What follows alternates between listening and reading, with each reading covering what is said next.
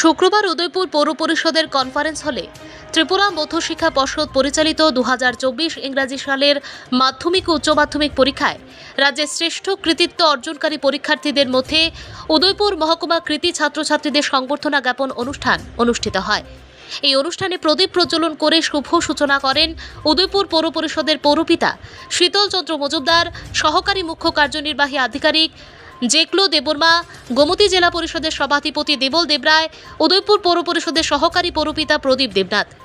এই অনুষ্ঠানে উচ্চ মাধ্যমিকের সম্ভাব্য তালিকায় কৃতি ছাত্রছাত্রী উদয়পুর মহকুমায় রমেশ বিদ্যালয় 2জন দশম স্থান অধিকারী তৃষা রুদ্রপাল ও দ্বিতীয় স্থান অধিকারী স্নেহাশিস ভৌমিক এবং বিবেকানন্দ বিদ্যাপীঠ স্কুলের অষ্টম স্থানাধিকারী তাসরিন আক্তার ও নবম স্থান অধিকারী ধনঞ্জয় দেবনাথ, এই 4 জন কৃতি ছাত্রছাত্রী মানপত্র ঋষাপরি সংবর্ধনা প্রদান করা হয়। গোমতী জেলা পরিষদের সভাধিপতি দেবল দেবরায় বক্তব্য রাখতে গিয়ে বলেন, ছাত্রছাত্রীদের গড়ে তোলার কাজটা শিক্ষক শিক্ষিকাদের। অভিভাবকরা আগ্রহ দেখালেই বেড়ে যাবে তাদের ছেলেমেয়েদের ইচ্ছা শক্তি। ভবিষ্যৎ প্রজন্মের ছেলেমেয়েদের উৎসাহিত করার জন্য বললেন। পাশাপাশি তিনি বলেন, ত্রিপুরাকে সামনের দিকে এগিয়ে নিয়ে যেতে হবে। অন্যান্য বোর্ডের তুলনায় ত্রিপুরার ছেলেমেয়েদের পড়াশোনার মান কোনো অংশে কম নয়। এদিন এই অনুষ্ঠানে স্কুলের শিক্ষক শিক্ষিকা সহ পৌর পরিষদ এলাকার কাউন্সিলররাও উপস্থিত ছিলেন।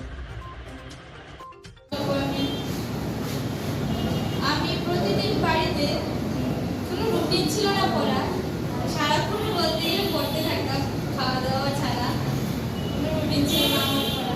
সবসময় বই নিয়ে বসে থাকতাম। স্কুলে আসলো সব ফ্রেন্ডসরা পড়তো, তুই এত কেমন পড়ছিস, এত কেমন পড়ছিস, সবাই অনেকটা আজকে খুব ভালো লাগছে সবাই সামনে এভাবে দাঁড়িয়ে থাকে।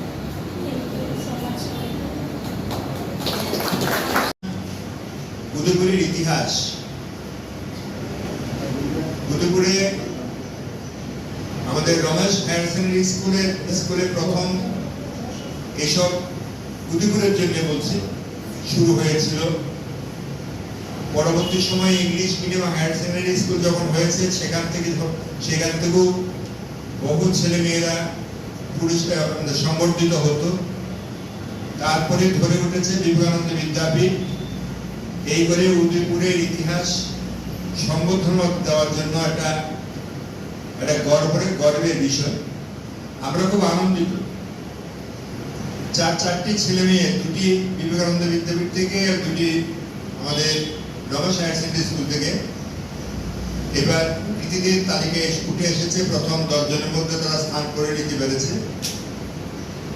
এই যে একটা ইতিহাস রয়েছে, সেই ইতিহাসটাকে আরো বেশি প্রজ্বলিত করে তুলেছে এই দুটি বিদ্যালয়। আসলে চেষ্টা করলে অনেক কিছু সম্ভব। একটা ছেলে মেয়ে তার প্রতিষ্ঠা লাভের জন্য তিনটি অংশকে দায়িত্ব নিতে হয়। প্রথমত ছাত্রছাত্রীরা নিজেরা, ছেলে মেয়ে নিজেরা যদি 100% দায়িত্ব আমরা ভাগ করি, তাইলে তাদেরকে 50% শেয়ার করতে হয়।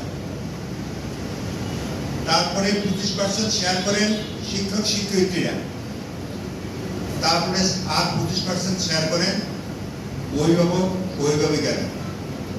এটাই রীতি। যে যতই চেষ্টা করি না কেন আমরা, ছেলে মেয়েরা যদি ভালো প্রস্তুতি নিয়ে সেটা যদি খাতায় উপহার দিতে না পারে, তাইলে তার এই পারফরমেন্সটা উঠে আসে না। এই কারণে ছেলে মেয়েদের 50% শেয়ার করার জন্য আজকে যে আমরা অত্যন্ত গর্ববোধ করছি আমাদের মহকুমার মধ্যে, আগামী দিনও যাতে আমাদের এই মহকুমাতে আরো বেশি ছেলে মেয়েকে আমরা ত্রিপুরা বোর্ড অফ সেকেন্ডারি এডুকেশনে একটা কৃতিত্বের জায়গায় যাওয়ার জন্য আমরা সংবর্ধিত করতে পারি, আমরা সেই দিকে আমরা চেয়ে থাকবো। নাসরিন আক্তার একটি ব্যুরো রিপোর্ট, জনতার বার্তা।